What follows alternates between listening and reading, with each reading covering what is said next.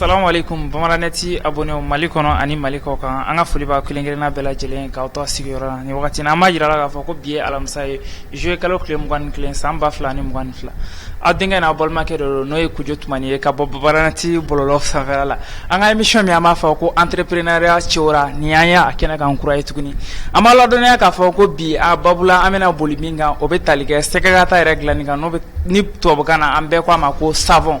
Formation en savon yɛrɛ bɛ dilan cogo safinɛ bɛ dilan cogo jumɛn de an ka babu bɛna boli masala o de kan safinɛ dilan usine baga dɔ bɛ yan i ka usine yɛrɛ tɔgɔ Royal Business ani Royal Business tigi bɛ ale ka baara bɛnnen don safinɛ dilan ma donc a bɛna walawalali kan ye safinɛ yɛrɛ lahalaya kan an ka ba Maliba kɔnɔna o bɔlen kɔ a la maa minnu de don fana a bɛ sɛbɛnniw kɛ n'o bɛ tali kɛ écrivain de fana de don donc a bɛna babu kɛ a bɛna masala anw ye a ye sera ka roman mun sɛbɛn walima écriture min b'a bolo ni wagati in na donc yanni an ka don kumakan in kɔnɔna na an bɛna foli kuma d'a ma a ka se ka folikan bila an filɛbagaw kelen-kelenna bɛɛ lajɛlen balimakɛ salamu aleykum. Waalaikum salam warahmatullah. I bɛ se ka foli jumɛn bila an filɛbagaw ye i tɔgɔ ni i jamu i b'o fɔ an filɛbagaw ye puisque ni i nakura fɔlɔ ye an ka plateau in kan i b'i tɔgɔ ni jamu fɔ ani i bɛ folikan gɛrɛgɛrɛlen bila yanni an ka don an ka babu in kɔnɔna na. D'accord, merci beaucoup. Ne tɔgɔ ye Idriss Kanouté. Tout d'abord n bɛ foli lase Bamada.net lamɛnni caman bɛɛ lajɛlen ma ani monsieur Kojo i ka nin bonya la ka n wele n kana kuma n ka baarada kan voilà. Ayiwa o ɲɛna kosɛbɛ Kanouté n'a ma ɲɛ i nana an ka plateau in sanfɛla la e Kanouté yɛrɛ i bɛ mun baara de la ani i ka kalan bɛnna mun de ma i bɛ se k'i da don en général k'i ka parcours expliquer i présentation globale entreprise i bɛ baara cakɛda mun na i k'a walawalali ka na ani i bɛ sigida mun fana. Ne ye kalan min kɛ o kɛra IG kɔnɔ donc n ye domaine min kɛ ça c'est l'assistant de gestion donc n bɛ se k'a fɔ diplôme ko ta fan fɛ j'ai une licence professionnelle en assistant de gestion. O tɛmɛnen kɔfɛ comme i y'a fɔ kuma kɔnɔ ne ye sɛbɛnnikɛla ye n ye gafe 3 sɛbɛn n'a bɛ fɔ o ma tubabukan na ko 3 livres j'ai écrit 3 livres o fana tɛmɛnen kɔfɛ je suis un jeune entrepreneur voilà an bɛ safinɛ dilan domaine kɔnɔ an bɛ safinɛ dilan an bɛ mɔgɔw la dege safinɛ dilan na en même temps an bɛ safinɛ dilan produit feere fɛn minnu bɛ fara ɲɔgɔn kan k'a kɛ safinɛ ye en même temps an bɛ safinɛ dilan baarakɛminɛnw feere i n'a fɔ machine mulu ani o n'a ɲɔgɔnna caman voilà donc ne bɛ se ka nin de fɔ. Ayiwa o kuma ɲɛna kosɛbɛ n'i ma ɲɛ ko i b'i lancer entrepreneuriat la o k'a sɔrɔ idéologie caman b'i bolo o k'a sɔrɔ i ye fɛn caman sigi sen kan n'a ma ɲɛ ko i ye entrepreneuriat kɔni daminɛ o b'a sɔrɔ cakɛdaw kɔni kɔnɔna na i ye réflexion caman kɛ i ye jakabɔ hakili jakabɔ caman kɛ mun de nana k'i ka entreprise yɛrɛ k'i lancer entrepreneuriat domaine na fɛn jumɛn de nana n'a ye e ma. Bon au début ne yɛrɛ kun ka rêve ye de n ka tila n ka kalan na n ka se ka baara sɔrɔ ka baara kɛ mɔgɔ wɛrɛ bolo depuis ne ka dɔgɔn o de kun ye ne ka laɲini ye n ka se ka tila n ka kalan na n ka baara ɲini ka baara sɔrɔ ka baara kɛ ka baara ɲini ka baara sɔrɔ i n'a fɔ État ka baara. Voilà nka an tilala 2018 awɔ an ye baara ɲini mais an ma se ka baara sɔrɔ fo kana se 2020 ma. Bon si dun bɛ ka kɔrɔbaya an nana ye bon an bɛ jamana min kɔnɔ a ko ma nɔgɔn donc est ce que an yɛrɛ tɛ wuli ka fɛn dɔ ɲɛɲini an yɛrɛ ye ka don o la donc c'est en ce moment an nana safinɛ dilanw daminɛ donc a ko daminɛ nana kɛ ten nɔ de voilà. Ayiwa o ɲɛna kosɛbɛ mais an y'a ye k'a fɔ tɔgɔw ka ca jamana in kɔnɔna na mun de y'i bila i ka entreprise tɔgɔ da Royal Business kan. Bon n bɛ se k'a fɔ hakilijagabɔ caman tɛmɛnen kɔfɛ nin tɔgɔ de kɔni nana n kun na bon o de fana diyara n ye bon n ye o choisi ten voilà ka kɛ n ka entreprise tɔgɔ ye. Donc i y'a ta ten dɔrɔn tɔgɔ in diyara i ye i y'a ta wa i y'i ka entreprise tɔgɔ da. N ye hakili jagabɔ kosɛbɛ yanni n k'a choisi voilà bon ala ka latigɛ kɔnɔna na n sera ka Royal Business de sɔrɔ ayiwa kɛ n ka cakɛda tɔgɔ ye. O ɲɛna kosɛbɛ fɛn bɛɛ daminɛ na an b'a sɔrɔ ko degun b'a kɔnɔna na bon e ka entreprise in créé tɔ la i ye degun jumɛn de sɔrɔ a kɔnɔna na degun jumɛn gɛrɛntɛ jumɛn de nani ma fo ka n'a fɔ ko bi kɔni est ce que n tɛ nin ko in jɔ ten. Bon baara bɛɛ lajɛlen degun b'a kɔnɔ. I bɛ se ka difficulté sɔrɔ baara bɛɛ lajɛlen kɔnɔ. Mais voilà e ye degun min santi i b'o de dɔn. Voilà donc a ko daminɛw financement ko problème tun bɛ yen nɔ. I b'a dɔn jeune étudiant i tilalen kalan na bon a ma nɔgɔn dɔɔni quoi. Voilà donc an tɛmɛna sira caman fɛ an ka se ka entreprise créer. I bɛ taa dɛmɛ ɲini dɔw fɛ dɔw bɛ promesse ta i ye u b'i dɛmɛ u b'i la munumunu f'i bɛ tila ka décourager. Kosɛbɛ. Bon an nan'a ye bon nin ko bɛ cogo min a essayer k'a daminɛ n'i ka propre fonds ye ou bien i ka propre moyen. Donc an kɔni nana daminɛ ten i bɛ se ka min kɛ waati min i b'o kɛ. Par exemple formation safunɛ dilan na i yɛrɛ ka t'i former safunɛ dilan na en même temps i ka essayer i yɛrɛ ka production fitinin fitiniw kɛ en même temps i ka to ka communication kɛ autour de ça jusqu'à ce que an commencera ka don safunɛ dilan domaine kɔnɔ. An nana daminɛ i bɛ mɔgɔw former parce que i yɛrɛ ye expérience sɔrɔ ka na b'o la an yɛrɛ ye produit feere parce que an mun t'o kɛ au début. I bɛ client former sisan i bɛna ye u bɛ tila ka Bamakɔ n bɛ k'u sen n'o ye k'u bɛ taa produit ɲini. An nana ye sisan nɔ yan'an ka mɔgɔw former ka taa sanni kɛ fan wɛrɛ fɛ munna an tɛ produit yɛrɛ feere u kana sanni k'an yɛrɛ bolo. I bɛ former an fɛ yen même temps i bɛ tila ka produit fana san an bolo. Donc a b'a formation kɛ a bɛ tila ka safunɛ fana dilan. An nana a ye tuguni n'u ye formation kɛ ka produit san u mago bɛ se baarakɛminɛ dɔw ma i n'a fɔ mulu ani machine ka taa. U bɛ tila ka taa Bamakɔ bɛɛ fana k'u sen n'o ye o fana ɲini na. O fana ɲini na est ce que an t'a essayer an ka mulu fana feereli daminɛ an k'o fana dilan daminɛ ka adapter client ka laɲini na. Donc an nan'o fana fara an bolo kan. A ka baaraw kan. Voilà donc fo kana se machine nana fara a kan fo kana se an kun bɛ formation kɛ Bamakɔ yan dɔrɔn de. A ka formation kun dan ye Bamakɔ dɔrɔn de. An nana ye laɲiniw bɛ ka bonya parce que mɔgɔ caman bɛ ka an solliciter mɔgɔ caman bɛ ka a laɲini an ka t'u former région kɔnɔnaw na Bamakɔ ko kan. Bon an nana ye munna est ce que an t'a essayer comme client ka besoin bɛ yen ten an t'a essayer an ka adapter an ka to ka voyager ka condition sigi. Donc ni mɔgɔ min sɔnna an ka condition ma an bɛ voyager an bɛ t'i former f'i fɛ yen. Donc an nana formation à domicile fana don a la. Donc a bɛ taa mɔgɔw former f'u ka du kɔnɔ. F'u ka du kɔnɔ. Donc Bamakɔ fan o fan. A kɛra Bamakɔ fan o fan ni Bamakɔ la lamini. Bamakɔ formation à domicile la. A ma se i ka. O cakɛ o formation bɛ se ka kɛ mɔgɔ kelen walima mɔgɔ jɛkulu. A bɛ se ka kɛ mɔgɔ kelen a bɛ se ka kɛ mɔgɔ 10 a bɛ se ka kɛ. Hali ni bi bi in na ni ne ko ne bɛ formation fɛ a bɛ se ka déplacer ka taa fo ne fɛ yen nɔ. Ka ne former n ka se ka n ka safunɛ dilan cogo min yɛrɛ. Kosɛbɛ an bɛ se ka déplacer ka t'i fɛ yen ka t'i former. Voilà donc jusqu'à ce que an nana région kɔnɔnaw don a la. Sisan an bɛ taa région fan bɛɛ. Tout récemment attaque yɛrɛ kɛra Bajangara o tile 3 yɛrɛ an taara Bajangara ka formation kɛ. Donc a kun bɛ taa fo nin zone ninnu kɔnɔ na insécurité kɔnɔ. Machine san donc an y'ale ka machine livrer ka tila ka taa former machine bɛ baara cogo min na ni safunɛ bɛ dilan a la cogo min na. Ale kɔni ale bɛ ka a ka safunɛ dilan yen nɔ n'a ka cakɛda bɛ ka a ta sɔrɔ dɔɔni bɔ a la yen. Ayiwa donc an y'a ye k'a fɔ entreprise créer cogo financement ko bɛ problème la kosɛbɛ e ka entreprise créer tɔ la i yɛrɛ de y'i ka fond personnel kɛ k'a créer walima i ye dɛmɛ sira dɔw sɔrɔ fan wɛrɛ fɛ. Bon n bɛ se k'a fɔ ne ye dɛmɛ min sɔrɔ parce que il faut être sincère avec soi. Ne ye dɛmɛ min sɔrɔ a kun tɛ tɛmɛ 40 000 kan. N terikɛ dɔ de bɛ yen nɔ ale de sɔnna ka n dɛmɛ parce que a waati ambition kun bɛ n na n kun bɛ fɛ ka entreprise créer coûte que coûte. Donc n taara ale de ma ale sera ka fɛn jan 40 000 ɲɔgɔn 35 000 ɲɔgɔn jan. O 35 000 fana o kun dabɔlen bɛ de ka taa au niveau de l'API, Agence pour la promotion de l'investissement, ka taa n ka entreprise formaliser i n'a fɔ État b'a ɲini cogo min na. État b'a ɲini cogo min ka taa yira jamana ɲɛmɔgɔ. A kun tɛ 40 000 bɔ 35 000 o kun n y'o kun calcul bɔ k'a bɛn n'o de parce que déjà a kun bɛ n kunna ni n ye n ka entreprise formaliser dossier document administratif ka sɔrɔ n bolo a bɛ n to motiver quoi parce que déjà a bɛ n kunna psychologiquement entreprise créer len don ka ban. A créer len don ka ban. Parce que jamana ye nako don.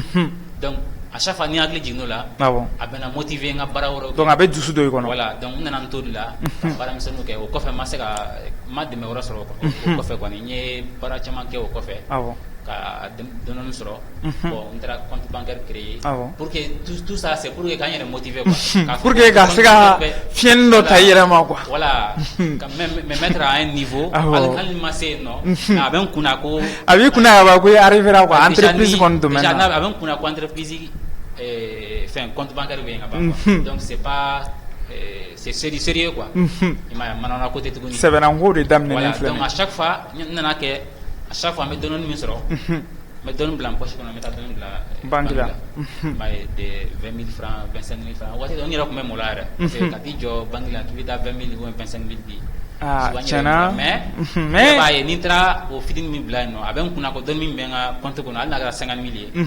no jigna kuna droit même to motiver ka para donc c'est comme avec des mecs quand il la motiver parce que avec kuna entreprise be ka avancer avec avancer ka voilà ere ka jatimino na sisa ye ni minam be fara ɲɔgɔn ka entreprise créer sisan walasa i ka se ka safinɛ formation daminɛ a étape bɛ étape joli la safinɛ yɛrɛ kalan ka safinɛ kalan fo k'a fɔ i sera a barali la a étape bɛ taa étape joli la bon étape an bɛ se k'a fɔ safinɛ dilan a faamuyalima gɛlɛn tɛ parce que ko ba tɛ ten a t'i n'a fɔ komi an ka système éducatif ou je ne sais pas un système scolaire bɛ cogo min na donc ka san ba yirika u ka kalan na san kelen kɛ ou bien 6 mois de formation o fɛn t'ale ye quoi faamuyali ka nɔgɔn quoi formule de don a b'i n'a fɔ par exemple tobili bɛ cogo min na n'i bɛ nin kɔgɔ hakɛ k'a la i bɛ simo k'a la ten i bɛ nin k'a la ten ainsi de suite donc a bɛ ten nɔ de donc formule b'an bolo o formule de bɛ fara ɲɔgɔn kan i bɛ nin quantité hakɛ ta i b'o k'a la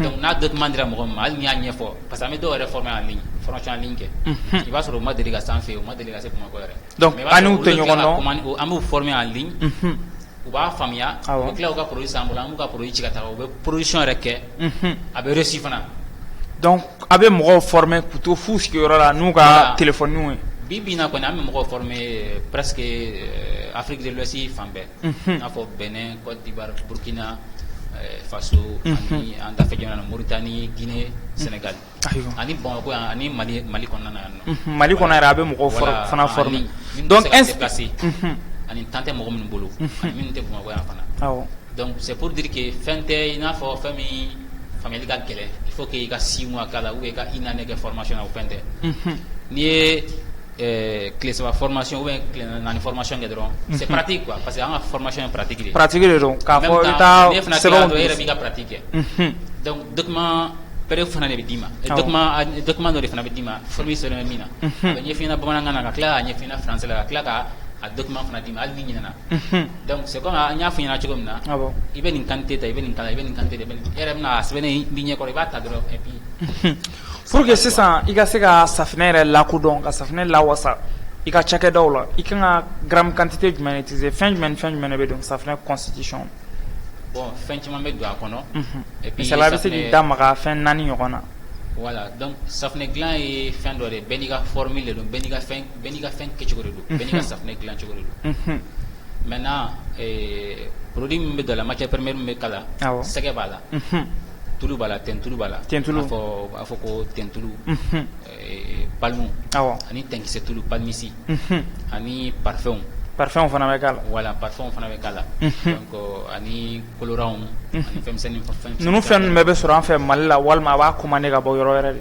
nin fɛn ninnu bɛɛ bɛ se ka sɔrɔ an bolo yan nɔ Mali la yan nɔ i mago mana se nin fɛn fɛn ma a bɛɛ bɛ sɔrɔ an bolo yan donc nin bɛɛ bɛ sɔrɔ a bolo an b'a feere an ka magasin na sisan n'i bɛ fɛ ka production yɛrɛ kɛ en quantité et en qualité i kan ka sɛgɛ ka taa gramme joli utiliser pour que sisan ka mɔgɔ 10 ɲɔgɔn wasa safinɛ ko la walima mɔgɔ 100 ɲɔgɔn n'i bɛ fɛ k'olu wasa safinɛ na i kan ka potassium gramme quantité jumɛn de consommer sɛgɛ ka taa bon comme n y'a fɔ cogo min na fɛn min don a t'i n'a fɔ i bɛ ka a faamuya cogo min na ka taa sira min fɛ i n'a fɔ n'i ko safinɛ quantité n t'a dɔn i ko 1000 wa ou bien joli bon machine na sisan an bɛ production kɛ système dɔ de la donc i bɛna ye k'a fɔ olu y'an ka formule secrète ye i tɛ se k'a fɔ k'i bɛ o fɔ plateau sanfɛ quoi ayiwa comme n y'a fɔ cogo min na bɛɛ n'i ka formule de don safinɛ dilanna ka ca bɛɛ n'i ka secret de don bɛɛ n'i ka formule de don voilà donc ni mɔgɔ min y'a formation yɛrɛ kɛ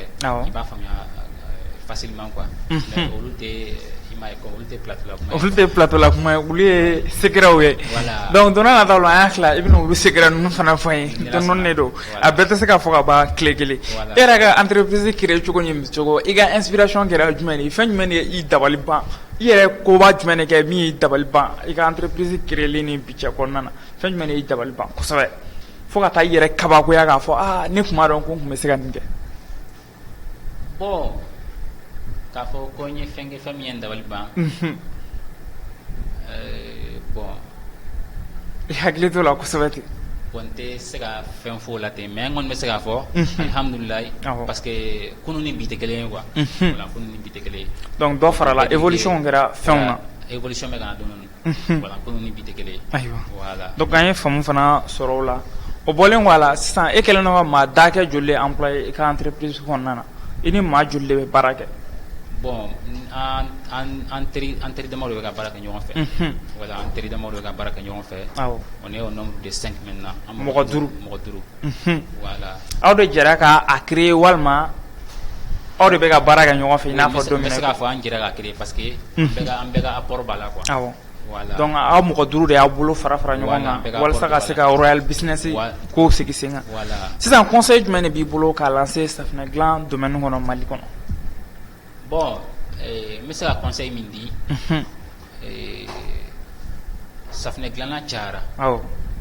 Safunɛ dilanna cayara. Donc i b'a ye dɔw bɛ safunɛ dilan bi sini sinikɛnɛ u b'a fɔ k'u bɛ to ka formation kɛ yɔrɔ dayɛlɛ. Awɔ. Donc u bɛ safunɛ dilan kɛ sini ni sinikɛnɛ. U bɛ formation kɛ bi. Awɔ. Sini sinikɛnɛ u bɛ taa fɔ k'u bɛ formation kɛ yɔrɔ dayɛlɛ. Parce que ils ont soif de l'argent quoi, ils veulent avoir de l'argent. L'argent facile. Parce que olu yɛrɛ m'a maîtriser fɔlɔ. Olu bɛ taa formation kɛ yɔrɔ dayɛlɛ. Bon mɔgɔ fasugu bɛ mɔgɔw tɔgɔ tiɲɛ quoi. Ka mɔgɔw tɔgɔ tiɲɛ i n'a fɔ cogo jumɛn misala. Parce que e yɛrɛ tɛ fɛn min dɔn i t'a fɛn min maîtriser kosɛbɛ fɔlɔ. I bɛ taa fɔ k'i bɛ mɔgɔw former. Donc i yɛrɛ tɛ fɛn min dɔn. Former i b'a sɔrɔ e yɛrɛ ma faamuya kosɛbɛ ou bien e yɛrɛ ma expérience dɔ sɔrɔ. N'i ko k'i bɛ mɔgɔw former i bɛ mɔgɔw lafili de quoi. O bɛ gɛlɛya kosɛbɛ. Parce que olu tɛna e yɛrɛ ma faamuya kosɛbɛ. E bɛna min f'u ɲɛna a tɛ bɛn ni sababa ye. Donc i b'a sɔrɔ n'olu taara safunɛ dilan a tɛ ɲɛ. Bon n'e ma farati olu bɛna fɔ ko bɛɛ de bɛ taa. Dɔw yɛrɛ b'a fɔ yɛrɛ ko dɔw yɛrɛ bɛ na a fɔ an ɲɛna yɛrɛ k'olu ye formation kɛ dɔw bolo. Ko mais k'a tɛ ka ɲɛ. Bon n'a y'an ka fɛn ɲɛf'u ɲɛna ko participer an ka formation n'a y'a ɲɛf'u ɲɛna u b'a fɔ ko non ko u ye formation kɛ mɔgɔ min bolo k'u ma sɔn ka secret bɛɛ d'u ma. Parce que u bɛna ye an ta bɛ ɲɛ cogo min na n'u y'an ka formation appliquer a bɛ ɲɛ cogo min na u b'a fɔ ko dɔ ninnu ma sɔn k'u kɔnɔjɛya. Bon ça a nana don mɔgɔw yɛrɛ kunna ko n'i taara safunɛ dilan formation kɛ ko tɛ sɔn ka kɔnɔnajɛ i ye quoi ko parce que k'u b'a fɔ ko n'u ye formule bɛ d'i ma k'i e bɛna tɛmɛ o la quoi. Non an fɛ yen nɔ kɔni y a pas ça. Donc aw fɛ yen aw bɛ formation kɛ en terme garanti. Secret tout le secret. Mais i b'a sɔrɔ e ye formation kɛ mɔgɔ min bolo o de t'a dɔn. Donc ale t'a dɔn. Ale ye formé a y'a bɛɛ di ma dɛ a y'a bɛɛ di ma mais ale t'a dɔn de. Donc le fait que ale t'a dɔn. Awɔ. O de bɛ na n'a ye e b'i ka safunɛ in dilan ale ka fɛn kɛcogo la a tɛ ɲɛ. A bɛ dɔw décourager a bɛ dɔw bila u b'an tɔgɔw tiɲɛ a bɛ dɔw bila ainsi de suite. A ko ɲɛ ka misɛn kosɛbɛ. An kɔni ta fanfɛla tɛ parce que n'i kɔni ye formation k'an bolo i bɛ se k'i ka production kɛ an bɛ mɔgɔ caman ba de former u b'u ka production kɛ u bɛ satisfait. I b'a sɔrɔ mɔgɔ wɛrɛw bɛ bɔ kɔkan ka na an fɛ yen ka na production na ani u bɛ na formation renouveler u b'a fɔ k'an ye formation kɛ mɔgɔ wɛrɛw bolo mais k'a tɛ ka réussir. O ka gɛlɛn. U b'u plaigner quoi ni mɔgɔ wɛrɛw ye quoi. Donc mɔgɔw k'u janto o yɔrɔ la n'i ye formation kɛ il faut que i ka pratique de kɛ fɔlɔ. C'est-à-dire ni n ko pratique i bɛna pratique kɛ formation kɛ yɔrɔ la i yɛrɛ ka t'i ka pratique kɛ so i kɛ safunɛ produit yɛrɛ i ka a feereli daminɛ ou bien i k'a di mɔgɔw ma u k'a utiliser. N'a musaka tɛ mɔgɔ min bolo. Bon safunɛ dilan tɛ i n'a fɔ k'i mako bɛ 100,000 de la ou bien 1,000,000 de la k'a don a la. Formule filɛ nin ye ni 3,000 y'i bolo i bɛ se ka safunɛ dilan. 3,000 la adamaden bɛ se ka safunɛ dilan daminɛ. Parce que safunɛ qualité ka ca quoi kulukoro bɛ yen nɔ gabakurunin bɛ yen nɔ safunɛ ji bɛ yen eau de javel bɛ yen donc ani savon de beauté ninnu musow bɛ safunɛ min utiliser donc hali ni 3,000 ɲɔgɔn b'i bolo i bɛ se ka safunɛ dilan donc ka daminɛ 3,000 la ka taa hali ni 1000 b'i bolo i bɛ se ka safunɛ dilan yɔrɔ dayɛlɛ voilà créer une unité de savonnerie donc i mago tɛ musaka ba la pour que i ka se ka investir a la quoi. Ayiwa donc an ye faamu sɔrɔ o la an bɛ don min na i ko bi est ce que i ka produit ninnu i ka safunɛ ninnu o bɛ feere Mali dɔrɔn de kan walima o bɛ feere Mali kɔ kan. Bon u b'an ka laɲini na aka se ka fere Mali kɔ kan mais pour le moment adamaden ni ye fɛn o fɛn daminɛ i k'a daminɛ i ka sigida minɛ fɔlɔ n'i ka sigida minɛ i bɛ sɔrɔ ka kɔ minɛ ville minɛ n'i ye ville minɛ i bɛ sɔrɔ ka essayer ka région tɔw minɛ donc n'i y'i ka jamana minɛ sisan i bɛ sɔrɔ ka i ka vision lancer ka taa jamana kɔ kan donc pour le moment an bɛ waati min na sisan donc an bɛ sen kelen tagama la an ma sen fila tagama daminɛ fɔlɔ donc an bɛ ka essayer an ka fɛnw ka se ka sabati quoi lakodɔn Mali yɛrɛ bɛɛ donc n'an sera ka lakodɔn Mali la ka an ka fɛnw ka utiliser yan nɔ kosɛbɛ an bɛ se ka vision wɛrɛ bila en place pour que an ka se ka fɛrɛ kɛ jamana wɛrɛw kan. Ayiwa donc an y'o faamu kosɛbɛ an bɛ don min na i ko bi a ka produit a lakodɔnnen don Mali kɔnɔ mais a ma se ka taa kɔ kan o tɛ donc an m'an senfa ka don an ka sujet partie filanan kɔnɔna na n'o bɛ tali kɛ i ko ye écrivain an bɛ don min na i ko bi i ka écriture parcours yɛrɛ a daminɛna wagati jumɛn de écriture i y'i lancer k'a fɔ i bɛ romanw sɛbɛn walima i y'i lancer k'a fɔ i bɛ documents sɛbɛn a daminɛna wagati jumɛn. Bon ne ka écriture daminɛna depuis le lycée. Depuis que n bɛ lycée la. Depuis bɛ lycée la. Voilà. Donc don la n ka français monsieur tun bɛ ka Victor Hugo ka fɛn dɔw ɲɛfɔ parce que je peux dire que je suis littéraire de base. Littéraire de base de. Awɔ. Voilà donc. I ye littérature de kɛ walima i ye science de. N ye littérature de kɛ. I ye littérature de kɛ lycée la. Voilà donc comme an bɛ auteur étudier. Donc a nana jigin ne kun na. Awɔ. Moi je vais devenir comme Victor Hugo aussi. Donc i tun bɛ fɛ ka Victor Hugo ye. Voilà ka livre sɛbɛn i n'a fɔ a fana ye livre sɛbɛn cogo min na. O y'a sɔrɔ an bɛ lycée la. Awɔ. Bon en ce moment ne commencera ka texte sɛbɛn. N tun bɛ fɛ ka présenter n ka professeur la professeur de français la. N tila ka mun la parce que je me suis dit que ne ye élève de niveau tɛ n'a ka livre sɛbɛn nin waati la. Donc n jɔnna n yɛrɛ la. Donc i tun jɔr'i yɛrɛ la. N ma sɔn k'a yɛrɛ la parce que n mɔla la quoi. Awɔ. N ko ne niveau tɛ n permettre n ka livre sɛbɛn san. Donc au kɛra vers le 2015 comme ça ou en 2014 2015 comme ça. Donc 2016 n nana a recommencer tuguni n ko n bɛna roman sɛbɛn. Awɔ. O y'a sɔrɔ n ye bac sɔrɔ ka ban. Donc n bɛ sanfɛ kalanbulon ninnu na n'o ye université ye. Maintenant n nana miiri. Awɔ. A waati fanga kun tɛna k'a fɔ ko n bɛ livre publier parce que étudiant bɛɛ tun b'a dɔn étudiant kɔni avoir une somme pour la publication. Ah tiɲɛna n'i ma dɛmɛ sira sɔrɔ. N découragé la. 2017 fana n commencera ka sɛbɛnni fana kɛ tuguni. N nana miiri tuguni. Non a moyen tɛ n bolo. Ka publier hali ni n y'a sɛbɛn san a moyen tɛ n bolo donc ce n'est pas la peine n ka n yɛrɛ sɛgɛn ko n bɛ sɛbɛnni kɛ. N y'a to yen. 2018 tugun c'était la même chose. N tila ka segin ka sɛbɛnni kɛ tuguni. Parce que ne ye mɔgɔ min ye sɛbɛnni min ka di n ye quoi. I n'a fɔ texte sɛbɛn ninnu ni l'esprit critique ninnu. Ne tun bɛ critique ninnu kɛ n tun bɛ an ka dirigeant ninnu critiquer sur les réseaux sociaux Facebook ninnu. En même temps. Réseaux sociaux caman sanfɛ. En même temps an ka sur l'Afrique aussi. An ka fɛn ninnu ne tun bɛ to k'olu critiquer. 2018 je me suis dit est-ce que ne ye livre dɔ sɔrɔ l'Afrique kan est-ce que o tɛna fisaya. Parce que déjà idéw ni fɛnw bɛ yen. Déjà i kɛlen ka fɛn dɔw sigi sen kan depuis à bas âge. Voilà donc n ko n y'a sɛbɛn daminɛ. Bon n nana miiri tuguni moyen kɔni tɛ mais ça c'était en 2018 o y'a sɔrɔ an bɛ ka tila kalan na. Bon je me suis dit quand même ne t'a dɔn fɛn min bɛna kɛ. Mais quand même ne kɔni ka livre bɛ publier 2018 je ne sais pas ce qui va se passer mais a kɔni bɛ publier. Donc n taara dɔw voir. N'a bɛ se ka appuyer livre sɛbɛn na. A ka se ka parce que ale n y'a ye ale ye mɔgɔ min ye école b'a bolo quoi. Bon livre kan ni fɛn ninnu ka d'a ye. Bon nana ale bɛ ne considérer parce que a bɛ ne ye chaque fois moi je lisais. Ne tun bɛ livre kan depuis lycée la. Bien vrai que n ma sɛbɛnni daminɛ fɔlɔ. N ma livre publier fɔlɔ mais n kun bɛ livre kalan ka caya quoi. Donc ale bɛ n ye n bɛ livre kalan donc a bɛ n apprécier quoi.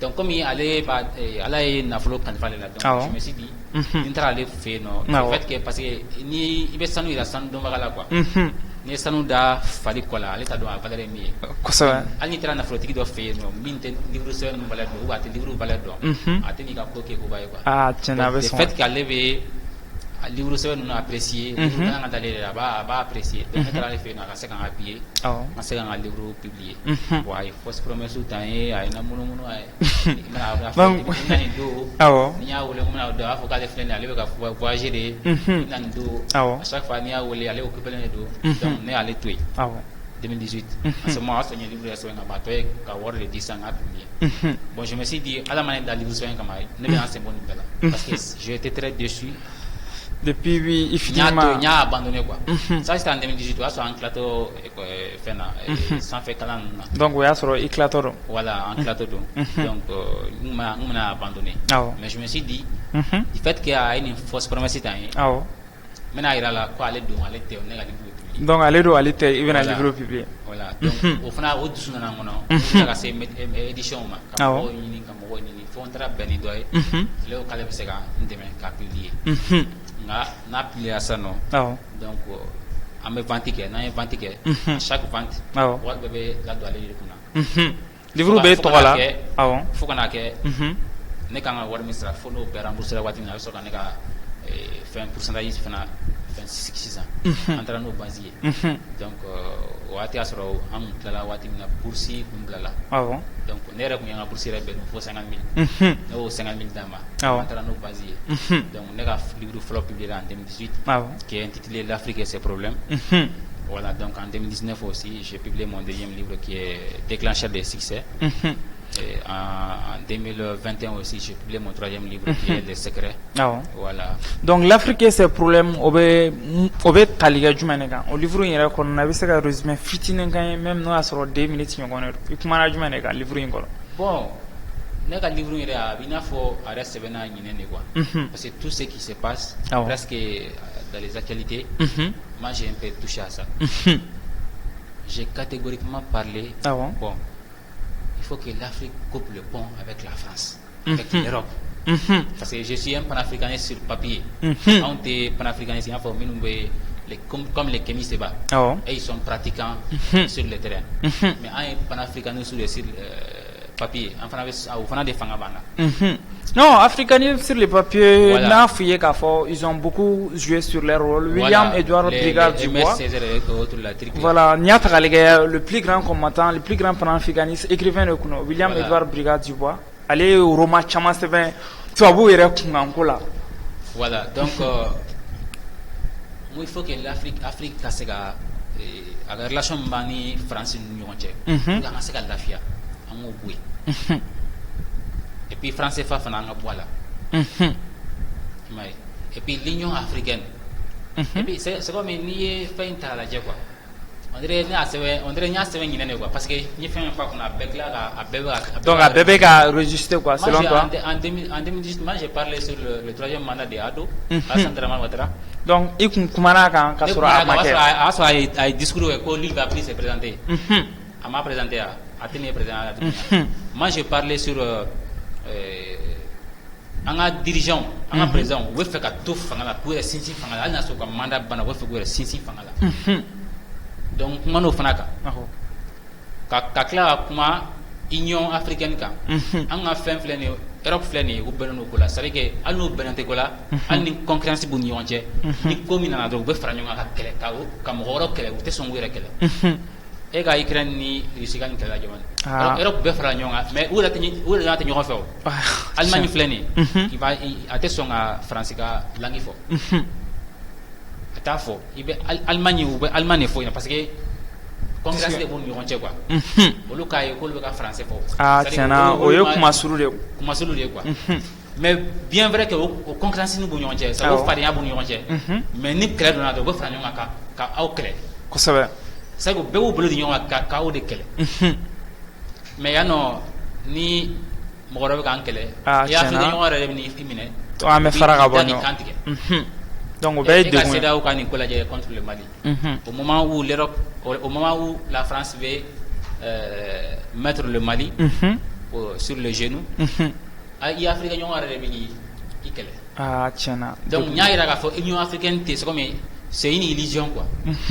Union africaine ni monche manoka kuma dron donc ka kuma jeunesse fana kan an fana ka responsabilité jumeni an ka jumene ke afrique donc nous au fana d'état kono ça c'est un petit résumé de l'Afrique ce problème voilà ni betalike i bora ki damaga livre sabana ina iko secret de quoi les secrets voilà donc mun bo ko nana réellement bon we romani mana Abdou de kan Abdou est orphelin ale fatanyana donc ale ba ga vie de ka kono din manana na ba mais à chaque fois na afka do fenfena atenya bolo bon est-ce que c'est que avait atterri de va demain suite bon il y en a ka nyesro ana ba be seken ke papa ana ba be seken trop quoi donc nyoruma de Sévin voilà c'est un roman émotion ba kono quoi émotion chama ba kono voilà parce que nya jetimne 80% des gens qui ont regardé et qui ont lu le livre ah bon mais c'est là ya be ko achama ko lu nyeji bora c'est un simple livre donc achama il y a mo chama touché parce que à fin lavana roman lavana Abdou na nyesro wati na beni ba fatu wati donc bat na sega Abdou ka atna sega sega min ke Abdou atna sega otono boko donc nyi mo nya jeti mi mo fa ba kala atigi be mo ko na atigi te mo ko atigi be malila wate malila o ko kila am sai chima ko do ban wole o wallahi ko lu kla do ko nyi jibora donc ba jira ka fo livre vraiment historique domno réalité de walma imagination de nya imaginer de depuis 2019 les livres se vendent parce que nega objectif est moi chaque année les livres clés se vendent donc livre normalement a publié 2020 mais les circonstances ont fait que livre m'a publié à retard la donne faut que janvier 2021 donc en pendant 2020 on a son ni un livre ni nya c'était comme 2018 et livre follow 2019 et livre follow donc 2022 comment que livre sonne ça mais fin de la retard avec circonstances donc depuis 2019 on est livre se vendent depuis nya texte follow que domna moi j'aimerais par exemple moi j'aimerais écrire un livre d'émotion, un livre qui va faire pleurer les gens. Oui 2019 il va ce livre est publié follow. Donc objectif pour nous de émotion ka kono. Voilà. Bon na ça a reçu là. Parce que ni mo nya kala ni ma faut que nyeji bora. Do a faut ko me faire cacher. Do ko bon à émotion de créer au là quoi. Voilà.